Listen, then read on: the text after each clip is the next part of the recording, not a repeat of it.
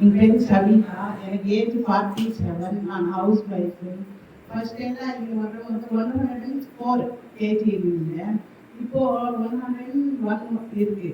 ரொம்ப வெயிட் கம்மியாக இருக்குது. உடம்பு லேசாக இருக்குது. உடம்பு நல்லா வேலை செய்ய முடியுது. நல்லா இருக்குது உடம்பு. தேங்க்யூ. ஆமாம், நடக்கும்போதே படிக்கட்டில் நடக்கும்போதே மூச்சு வாங்குது. படிக்கட்டு அதுக்கப்புறம் தான் நடக்கும்போதே மூச்சு வாங்குது.